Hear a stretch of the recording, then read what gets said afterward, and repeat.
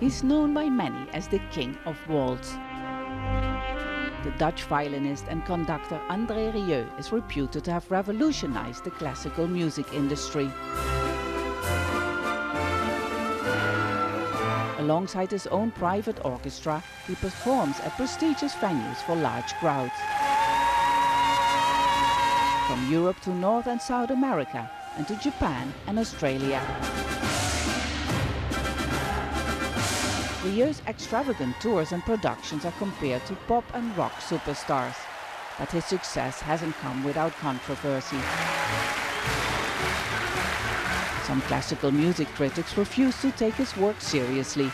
Some condemn it as a commodified performance and not art. And his taste for putting on spectacular shows has caused him financial problems.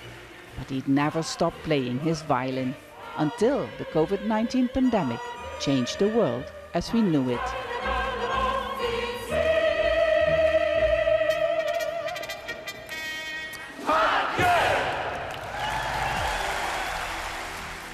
I'm Stadtfasen in Maastricht. We've come to one of the oldest cities in the Netherlands to meet the so-called King of Waltz. André Rieu talks to Al Jazeera.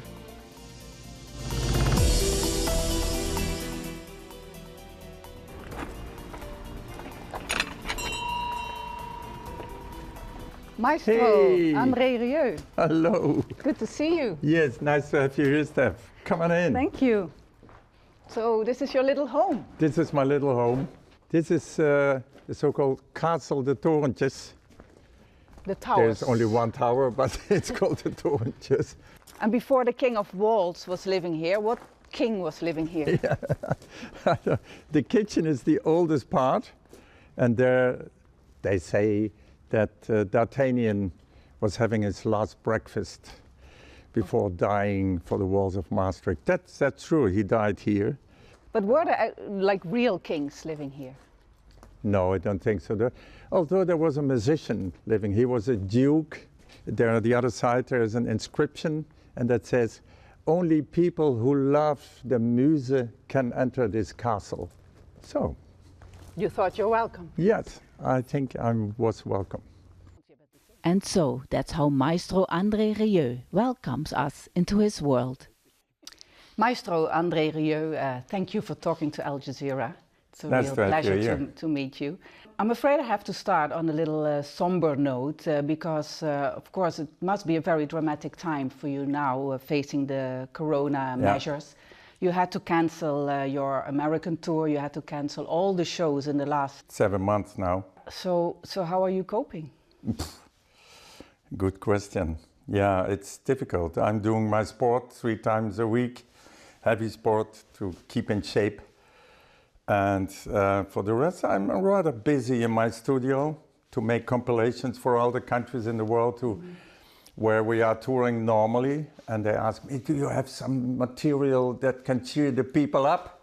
So I'm making compilations every week. The last concert was in Tampa in America. And then President Trump said in the break of the concert, please, people, don't go anymore to concerts because it's very dangerous.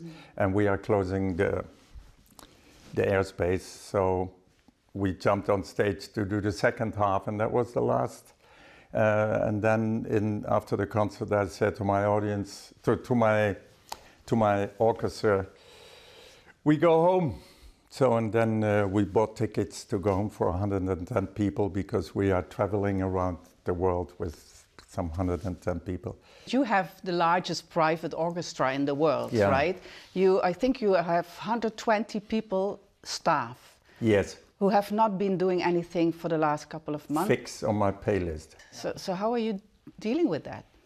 The money goes the wrong direction. Luckily, we did some good years, but yeah, it's now 7 months, almost 8 months. So it must stop, otherwise I'm going to be bankrupt. How long can you last? You know, the government is supporting us, luckily, but they are speaking now of diminishing. So we have to sit down and count, but some months, and then it's the end. And that would be very sad. But as I told you, I'm a positive person. The vaccine is coming. The medicine world, they know already much better than the beginning how to treat ill people. So I think in some months we jump on stage. Your passion is to bring people together, Yeah. to bring large crowds together. Yeah. With the medicine of music, you're making people happy. That's your key recipe, basically. Yeah. And that's exactly what you're not allowed to do right now. Is that not amazingly frustrating? Yeah, it is, of course, because that what I want to do is not possible. Because a lot of people say, why don't you do with half the orchestra or with on a 1.5 meter and blah, blah, blah. But I refuse that because the beautiful thing about my concerts, it's exactly sitting together, enjoying together with other 10,000 people, this beautiful music. When all that is not possible, then it's not my concert. So you refuse to do like a smaller audience? I refuse to do because everybody will be disappointed, the audience and me and my orchestra. But this kind of happiness is exactly what people need right now. Yes, they need it. They need it. I am in the studio. I was there this morning and I saw making another compilation for Guatemala. And I had tears in my eyes because I saw this happiness and now there's nothing. And you know, there are too much people who believe this is going to be the future. Of course it's not going to be the future. We go back to normal as soon as possible and be happy and be together. It's not the end of André Rieu. No, no, certainly not. Whatever happens, we will jump on stage again and make the people happy. Let's go back to the beginning when you were a young man playing in a traditional orchestra here in the beautiful city of Maastricht. Yeah. You were slightly bored, right? Yeah. You wanted something different. You wanted your own orchestra and you wanted to change the classical music. Yeah. What was the boring part? The boring part was that nobody of my colleagues was speaking about the music and about the beautiful thing in music, that music is the only way you can really touch people in the heart. And I remember somebody, I was very young, and somebody was ill. We knew him, her, and the husband asked me, she's dying, do you want to play for her before she died? And I played the Torselli Serenade, and because she loved that, and she was lying there, you know, and he said, don't think that she is going to react because she doesn't react on anything. But then I played, and she reacted, she opened her eyes. And so music is so powerful. That was the moment that in my head grew the idea, I'm going to form my own orchestra. And I will pick up people who play with their heart. And that's what I did. It was a long way, but I succeeded. And now I have a bunch of musicians around me who really play with their heart. And you see the result. You really changed classical music, at least the way it's perceived right now, right? No, don't change the classical music. The classical music is there and it's beautiful and I love it and I know the whole repertoire. But what I don't like in classical music is that the people sit there playing with their face as if they're already dead, and there's no humor and it's forbidden almost, and that's what I don't like. You have said that Mozart, in his time, people were around him humming the songs, basically. Yes, yeah. It was part of everyone, you know, the people, and Exactly. not only the elite. In his time, there was not this difference. Everybody knew his music. Why did that change? I don't know. I'm not a historic, but I can see that nowadays it's classical music is something to say, okay, I'm more than you because you don't like classical music. And I hate that in people when they think that they are more than other people. Why is it important for everyone to be able to enjoy classical music? Because classical music is the most beautiful thing there is. And you have to bring it in a normal way that everybody can understand it. You are also frowned upon, right, by the classical, some circles in classical music who say that you are turning classical music in sort of a Disneyland for adults, or that you are playing classical music for people who don't really like classical music. How do you respond to these kinds of... I play for everybody, and that's what I see in my audience. There's the professor sitting next to the cleaning lady and the little boy next to the grandfather. So it's all layers of the population and also all ages. And it's really fantastic to see that. And everybody with a smile on their face or with tears in their eyes. You see that they react and that they are there, lively. And that's why they fly from the Fiji Island to Maastricht to be in this experience. You don't feel they're looking down on you, that they're sort of more like a higher standard of classical music? Yeah, I think so, yeah. I don't know why. Because they feel they have a purer form of classical music? Yeah, perhaps. When I play the overture or Traviata, they say, no, you must play the whole opera.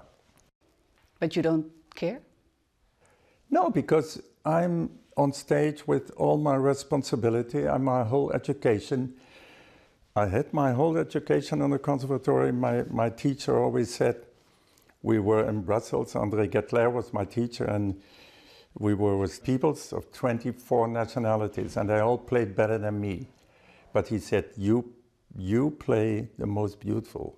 And that is still in my head, because that's what I want. And when I was young, I was standing in front of the window looking outside to the beautiful girls, and I was always playing beautiful melodies, and my mother said, you have to study your scales. So it's not about the perfect notes, it's about the way you play it? Of course it has to be perfect, but it's the way you play the perfect note, I think. And what way is that? With your heart. Sorry, that's the only thing I can explain. It's with your heart. Why do I play the violin? I want to touch you. I don't want to show you how good I am. You see the difference. And that has turned into a mega million-dollar business. But it's the same, still that principle. But was that the idea from the beginning, that you wanted to turn it into a huge business? No, that was a growing thing. I didn't know that it would explode like that. You're in the leagues of the Rolling Stones and all the other very famous international artists, and looking at selling and... Yeah, one year we toured with a copy of the Schönbrunn Castle, from Vienna. I had a silly idea of making a copy of that thing, 1-to-1, with the fountains and the horses and everything. And that year I was bankrupt. But that year, Beyoncé was #1. Madonna, I think, #2, and then I came. André Rieu from Maastricht. André Rieu from Maastricht, selling tickets. And in Australia, I was #1, 2, 3, 4, 5, 6, 7, 8, 9, 10, and 11 was Pink in the charts. So you're laughing now, but how does that feel? Yeah, I was proud. I was proud. Did you ever imagine when you were growing up in Maastricht that you never would become this kind of rock star? No, never, because my parents were very severe. My father was a conductor, and they never believed in me. When I met my wife, she was the first who believed in me, and she said, "You play beautiful. I think you can make money with that." and she is still the boss. What is the secret? Because we talked about your multi-million-dollar business that you've built over the years. What is the secret? I think I'm a perfectionist. I'm a good musician. I'm a perfectionist. I have everything in my head. The whole organization. I make the clothes of the girls and the lighting and everything. I have the dream in my head. So I know exactly what I want. But why is it? What is that dreaming so big? Where does that come from? Because you're building the huge stage. I'm a dreamer. I'm a dreamer. I had an interview a Dutch interview, and with not only me, but also my son was involved. And he said to the journalist, "My father is still in his puberty. And I think he's right. There seem to be two kind of worlds. It's the real world with wars and refugees and disasters, and now also Corona. And then there's the magical fairy tale, romantic world of André Rieu. Yeah. How do you combine these worlds? I think that's the reason of the success, that the people come to the concert and they know that they flew 12 hours and they know they will be 3 hours in another world, and therefore they spend all this money to do that. And they need to be in another world. Yeah, I think so. I think a lot of people need that. We need that in the world, because the world can be so beautiful. But the real world can be so bad that you want to leave for a moment. Yeah, but I think the world is also beautiful at the same time. And I did that from when I was young. I'm able in my mind to go away from Earth and make a distance and see the Earth and then compare in history. And I think slowly we go in the good direction. What is the part of the real world that worries you the most, except of course from the Corona crisis right now? I think we are all egoist. Everybody's only thinking of me. That's the worst thing. That's the worst thing we do, I think. When we could try to have respect for another one and try also to think about the good of the well-being of another person, that would be ameliorating the world a lot. When I watch your concert, I can see that you actually want to bring people together, and not only people from one culture, but mixed cultures, right? Everybody. For you're basically globalization symbolized. I always said my music is for everybody. We are all the same human beings. Yeah. We have a warm heart that is beating. If we are Islamic or Inuit or African or whatever, we are all the same. Yeah, but at the same time, the world is getting more individualistic. People are thinking more about themselves, and there's also increasing intolerance. No. Like what you see here, for example, in Holland, there's a lot of intolerance towards other cultures right now. Yes, but that was much worse in the old days, much worse. Now we live together, and of course, when new refugees come, then they say, well, but there are also a lot of people who say, no, let them come, we are rich, we have place enough and money enough. So you don't see that declining, this feeling of tolerance? No, I don't see that, no. Because that's what I feel when I look around here. Yes, but I don't feel that.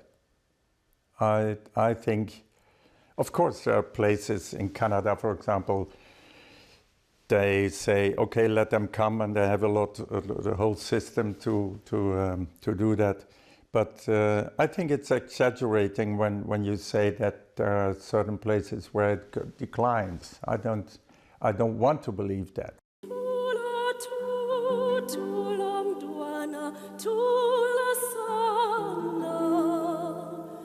There's one moment that really struck me in 2012. You went to South Africa. And you had a very special concert. It was a guest appearance of Kimi Sote. Yeah. And you were crying. I'm always crying.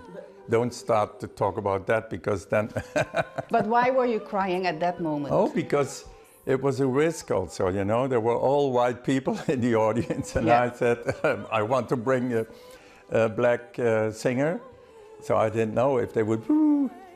But they all cried because she sung the lullaby that all the nannies who were black sung for all these fat white South Africans. South Africans sitting there, and they were all crying. So that made me cry. But you had a mission with this. Yeah, that was a sort of mission. Yeah. What was the mission? That was a sort of mission. That I wanted to bring a black singer. Because music is for everybody. There was not one black in the audience, and that struck me. So, and we gave 5 concerts on a row. Nobody did that. I think Celine Dion did 2, and I did 5. So, but all white. And so I wanted to bring, and it was a big success. But would you rather have also more black people in the audience? Yes, of course. If I would have to give a color to your music, it would be white, because the origins of classical music comes from white Europeans, right? And your audience is very often white. Yeah. Is that something you really want to change? Are you looking also to have more people from Suriname or from migrant backgrounds here in the Netherlands? No, I think it's you call it white, but I call it international. So all the music I play because it touches my heart. And my heart is international. My heart is as your heart. Whatever heart. And therefore my music will work everywhere. And I proved that it worked everywhere. Yeah. I could go to, I have a lot of friends in Jordania or in Iraq. Iraq also. There were people from Iraq. And they love my music, and they never ask, could you play Iraq music? No, it's my music, because it's my heart music. And you have big ambitions. You started with 13, I think, musicians in 1978, right? And that has grown tremendously. Where's the limit? Oh, there is no limit. The moon. Playing in the moon, on the moon? Yeah, I would like to play on the moon. Yes, I would like to be the first with my orchestra to go to the moon, because further it's not yet possible. But the moon, Richard Branson promised me to build a hotel, and I would be the first to play there. But where's the hotel, Richard? So you need a hotel, you need a place. Yeah, of course, yeah. I cannot play in the open air. But you're serious? Yeah, of course. That's in the bucket list, the moon. Yeah, that would be something nice.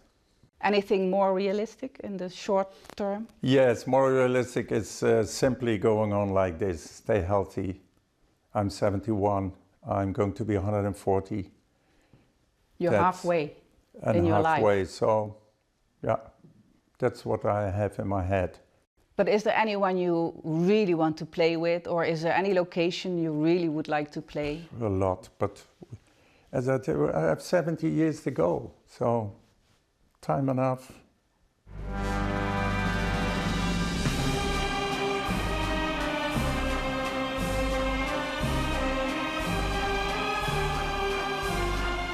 And while Maestro Rieu is sure he still has many more years ahead to perform, perfecting the technique is a continuous process, even for the king of waltz.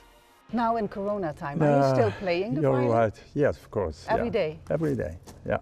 Because you need to practice your fingers? Yeah, of course, like an acrobat. When you don't practice, you fall down. But also for your soul, you need to play every day? That's a good question. No, it's not for my soul. For your fingers? For my fingers, yeah. I'm a professional, so I don't... People say, what music do you listen to comfort yourself? I never listen to music. No music? No. Because I was wondering, are you listening to pop music or maybe jazz? I listen, you know, my sons, they listen, my grandchildren, they listen, my wife always listens to music, but I will never put music on, not in the car, never. Never. So the only music you hear is your own music? And the music I hear around. The most beautiful music in the world is silence. It's true. No, but so to come back to your question, I never play violin to come in another atmosphere. That I do with my violin with you. And with my audience. It doesn't comfort yourself in a difficult time? No, when I'm on stage, I'm thinking, is that okay? Is that okay? Is that, oh, he's playing a false note, the light is not done. I'm... What do you miss the most?